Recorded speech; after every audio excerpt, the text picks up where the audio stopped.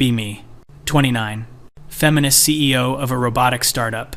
Raised $4.2 million in Series A. Built entire company identity around gender equity in STEM. Profile in Forbes titled, "She's Building the Future Without Men." Gave TED Talk about dismantling the bro culture in engineering. Every hiring decision I make is about proving a point. That women don't need men to build world-class technology. That the only reason tech is male-dominated is systemic oppression. That given equal opportunity, women outperform men every single time. Company's doing okay. 12 employees.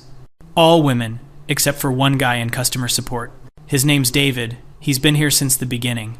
I keep him around because investors like seeing we don't discriminate. But internally, I tell the girls he's just here to answer phones. We have weekly all-hands where I talk about our mission. We're not just building robots, we're building a movement. Everyone claps. I post the quotes on LinkedIn. Get 2.3 thousand reactions every time. Our engineering team is 4 women. Maya, 26, fresh out of grad school, top of her class at MIT. Priya, 28, former Google intern, left because of toxic culture. Jordan, 24, self-taught coder, really into astrology and tarot. Rox, 31, been coding since high school, super confident. I handpicked every single one. Turned down 40+ male applicants to find them. I remember laughing with my co-founder about one guy's resume. 15 years of embedded systems experience, but he's probably just another mansplainer. We hired Maya instead. She had 6 months of internship experience. I told myself experience is overrated anyway. We land a huge contract. $850,000 project with a logistics company. They want autonomous warehouse robots. Custom navigation, real-time object detection, the whole thing. Timeline is aggressive. 9 months to MVP, 12 months to production. I'm confident. Tell the client we've got the best team in the industry. He's skeptical, asks about our engineering background. I say, our lead engineer graduated top of her class from MIT. Don't mention she's never shipped a production system. He signs anyway. Week 1, kickoff meeting. I give a speech about how we're going to prove women can outperform any male engineering team. Everyone's hyped. Maya's leading the project. She's smart, no doubt. But she keeps saying, I think we should research this more. Every decision is followed by, let me look into best practices. I tell her, trust your instincts. You're brilliant. She smiles, but I can see the doubt. Week 3, first sprint review. They've made some progress on the UI mock-ups. Navigation system isn't started yet. I ask why. Priya says, we're still debating the tech stack. Jordan wants to use this new framework she read about on Medium. Rox wants to stick with something proven. They've been in Slack arguments for days. I say, just pick one and move forward. They all nod. Next week, still debating. David, the support guy, stops by my office. Says, hey, I used to do some embedded systems work if the team needs help. I cut him off. We're good, David. The engineering team has it covered. He nods, walks out. I text Maya. If David tries to mansplain the project to you, just ignore him. She replies, lol will do. Month 2. Client wants a progress update. I ask Maya for a demo. She says, we're not quite ready for a demo yet. I say, what do you mean? It's been 2 months. She explains they rebuilt the navigation module 3 times. First version was too slow. Second version had memory leaks.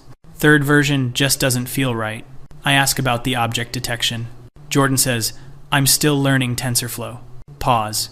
You're still learning? She says, yeah, I've done some tutorials, but production ML is different.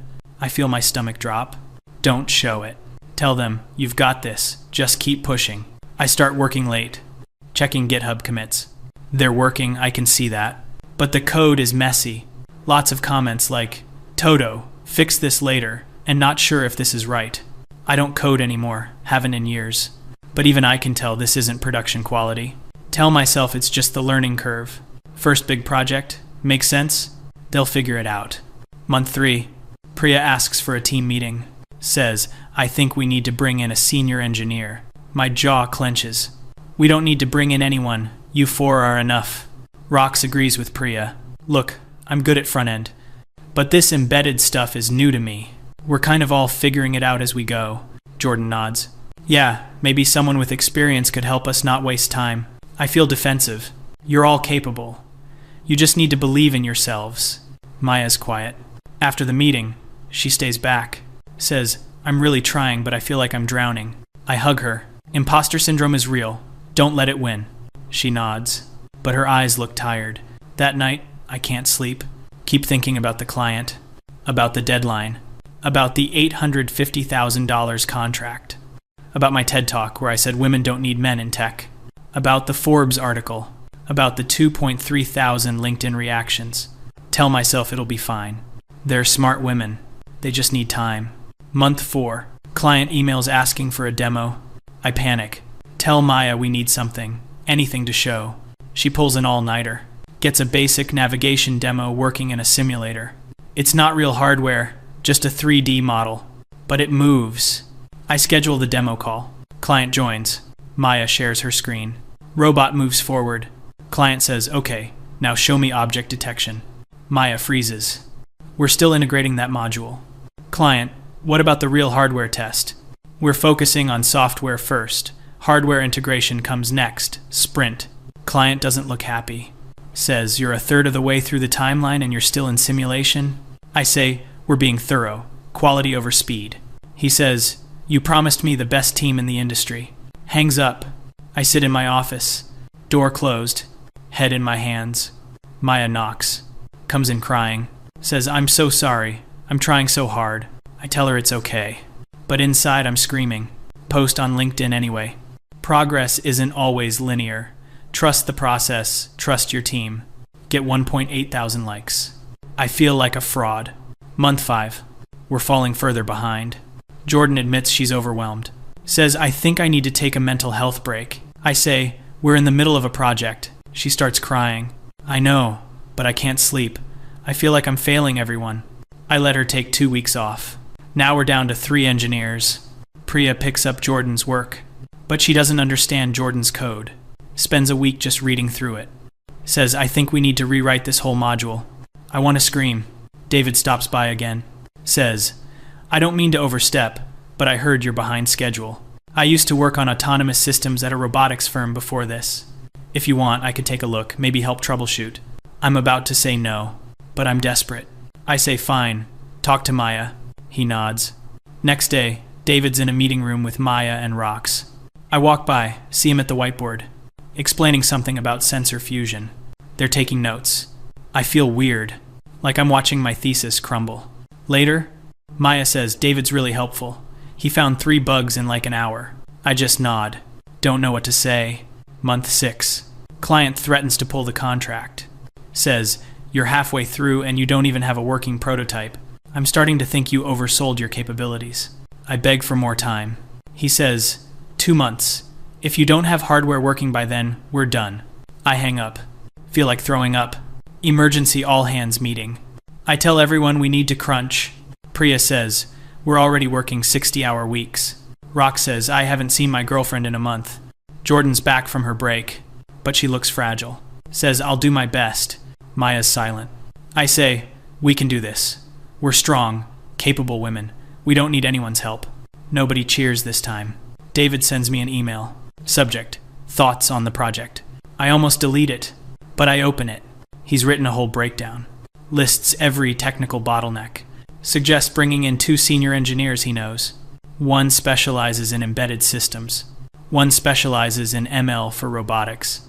Both have 10+ years of experience. He says, I know this isn't what you want to hear, but the team needs help. I close the email. Don't respond. That weekend, I'm at a Women in Tech conference, giving a talk about my company, about how we're proving women don't need men. Everyone claps. Someone asks, what's your biggest challenge so far? I pause. Want to say, we're failing and I don't know how to fix it. Instead, say overcoming bias from clients who doubt us. More applause. Feel sick. Month 7. Jordan quits. Says, I'm sorry, I can't do this anymore. I feel like I'm drowning and nobody's throwing me a lifeline. I try to convince her to stay. She just says, you hired me because I'm a woman, not because I was ready for this. I needed mentorship, not pressure. She leaves. Now we're down to 3. Maya comes to me. Says, I think we should hire David's friends. I say, absolutely not. She says, why? We're drowning. We need help. I say, because it proves them right. It proves we can't do it alone. She stares at me, says maybe we can't. I feel my chest tighten. Don't say that. She says, I'm just being honest. I'm a good engineer, but I'm not experienced enough for this.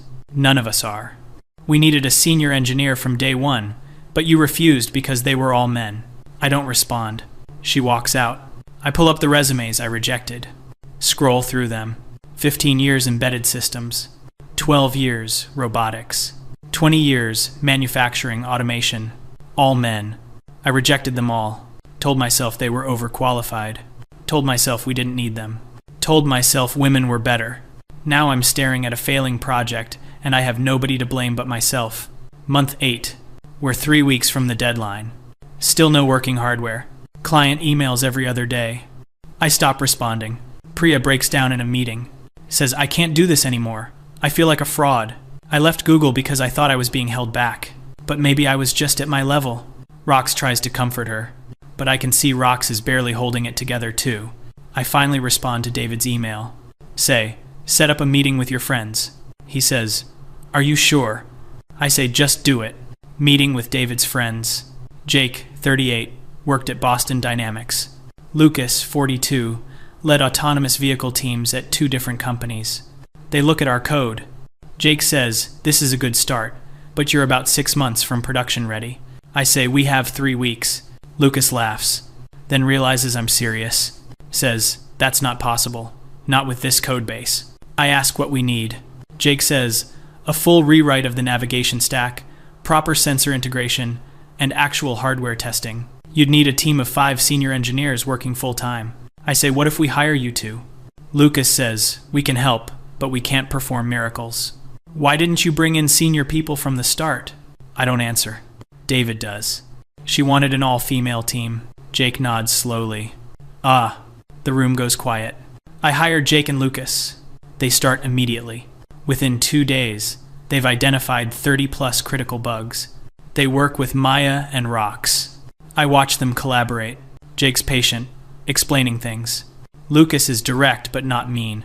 Maya's taking notes like crazy. Rox actually smiles for the first time in weeks. I feel relieved, and also devastated. Week 9. Jake and Lucas are working 80-hour weeks. They bring in another friend, Marcus, to help with ML. Now we have 3 senior male engineers and 3 junior female engineers. The dynamic has completely shifted. The guys are leading. The women are learning. It's working. But it's everything I said we didn't need. Client demo day. Jake's leading the presentation. Real hardware, real navigation, real object detection. It's not perfect, but it works. Client's impressed. Says, this is more like it. Glad you got your team sorted out. I just nod. After the call, Maya hugs Jake. Says, thank you for saving us. He says, you did the hard part. We just helped you cross the finish line. I know he's being nice. They did 70% of the work in 30% of the time. That night, I'm alone in the office, scrolling through my old LinkedIn posts. Women don't need men in tech. We're building the future without them. Trust women to lead. Every post feels like a lie now. I think about Maya's words. You hired me because I'm a woman, not because I was ready. Think about Jordan quitting. Think about Priya crying. Think about rejecting 40+ qualified male engineers. Think about almost losing an $850,000 contract. Think about how I put my ideology above my team's success. I draft a LinkedIn post. Sometimes the best team isn't about gender. It's about experience, mentorship, and collaboration. Stare at it for 20 minutes. Delete it. My followers would crucify me. I'd lose speaking gigs. I'd become the feminist who admitted she was wrong. Can't do it. Instead post. Grateful for my entire team's hard work on this project. Collaboration wins. Get 2.1 thousand likes. Feels hollow. Month 10. Project shipping. Clients happy. Jake, Lucas, and Marcus are still here. I offered them full-time positions. They accepted. Now my all-female engineering team is 50% male. I stop talking about it in interviews. When people ask, I say we hired the best people for the job. They nod. Nobody pushes back, because everyone knows what that means. Maya comes to my office. Says, I'm really grateful you brought in Jake and Lucas. I learned more in 2 months with them than I did in 2 years of grad school. I say, I should have done it sooner. She says, why didn't you? I pause. Want to say, because I was trying to prove a point. Instead say, I thought you were ready. She nods, but we both know I'm lying. I run into David in the kitchen. He's making coffee. I say, thank you for connecting me with Jake and Lucas. He says, no problem. I say, I should have listened to you earlier. He just shrugs. It's okay, I get it. I say, get what? He says, you were trying to prove something. I just wish it didn't almost cost everyone their jobs. Walks away. I stand there holding my empty mug. Next Women in Tech conference. I'm invited to speak again. Topic: building inclusive teams in STEM. I almost cancel, but I go. Stand on stage. Look at the audience. All women, all nodding along. I start my speech. Talk about hiring practices. About creating opportunities. About believing in women. But I don't mention the project. Don't mention hiring Jake, Lucas, Marcus. Don't mention Maya's breakdown. Don't mention Jordan quitting. Don't mention almost losing everything. Just talk about empowerment and breaking barriers. Standing ovation. Feel like a fraud. Back at the office. Watching Jake teach rocks about embedded systems. Watching Lucas mentor Maya on architecture. Watching Marcus help Priya with ML pipelines. They're good teachers. Patient, thorough, not condescending. Everything I said male engineers would never be. I was wrong about a lot of things. Late night, scrolling through Twitter. See thread. Why are there so few women in engineering? Hundreds of replies. Sexism. Toxic bro culture. Women aren't given opportunities. I start typing. Maybe we also need to make sure we're hiring based on experience, not just gender. Stare at it. Delete it. Not ready for that conversation. Board meeting. Investors are happy. Project shipped on time, barely. Clients talking about a second contract. One investor says, looks like you finally got your team figured out. I say, yeah, we did. He says, smart move bringing in those senior guys. I just nod. Want to defend my original vision, but can't. Because he's right. Maya stops by. Says, I'm thinking about leaving. My heart drops. Why? She says, I feel like I'm not growing fast enough. Like I'm always behind. I say, but you're learning so much from Jake and Lucas. She says, exactly. I'm learning, not leading. You hired me to be a lead engineer, but I was never ready for that. I think I need to go somewhere I can be a junior engineer and actually learn properly. I realize I set her up to fail. Gave her a title she wasn't ready for. Put pressure on her she couldn't handle. All because I wanted to prove women could lead. I say, I'm sorry. She says, it's okay. I learned a lot, just not the way you planned. That weekend, dinner with my co-founder, she knows everything. Says, you did what you thought was right. I say, I almost destroyed the company. She says, but you didn't. I say, only because I compromised everything I believed in. She says, maybe your beliefs needed compromising. I don't respond. Just push food around my plate. Monday morning, David's leaving, taking a job at another company. I ask why. He says, I've been doing support for 2 years. I'm an engineer. You never saw me as one because I didn't fit your narrative. I start to argue. He says, it's fine, I get it. Good luck with everything. Shakes my hand. Leaves. I watch him go. Realize he was qualified the whole time. I just refuse to see it. I pull up the Forbes article about me.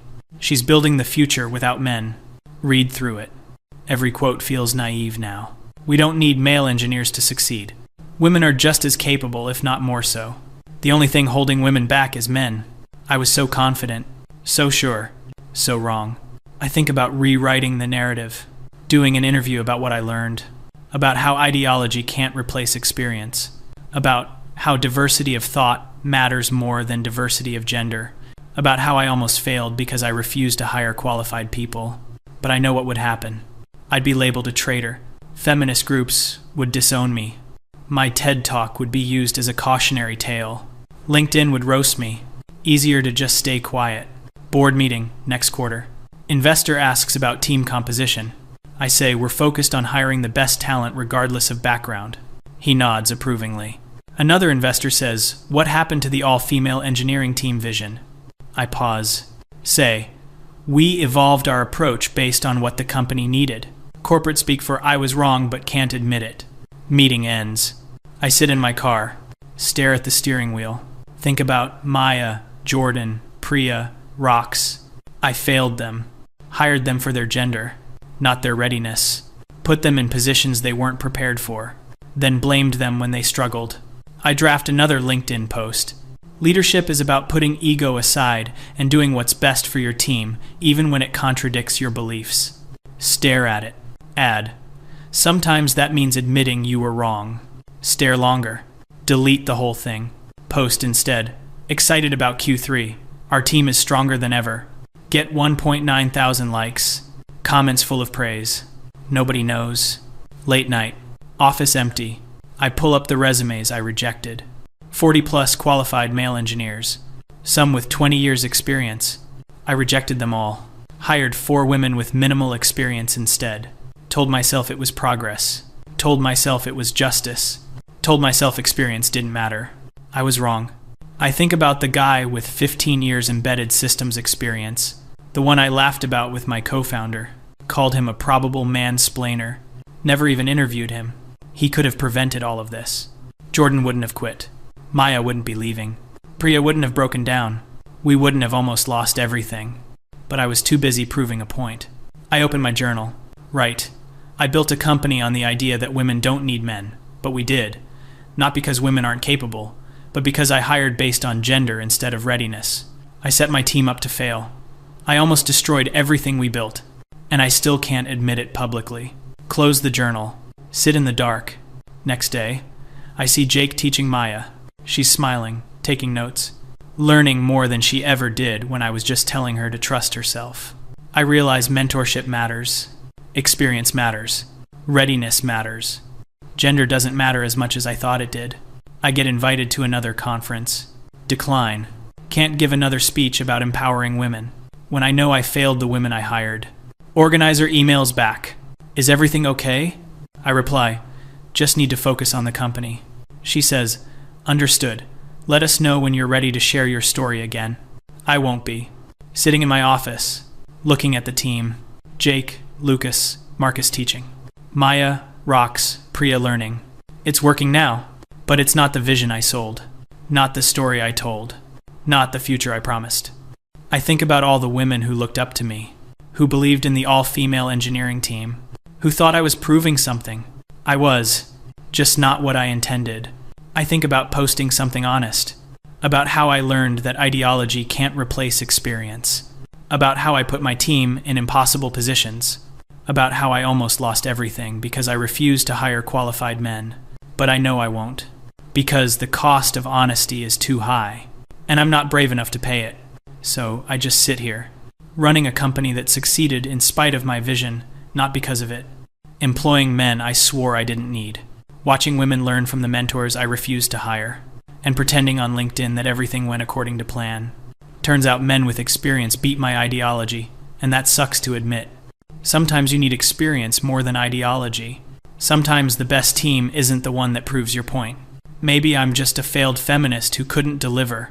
Or maybe I finally learned what actually matters. Probably both. What do you guys think?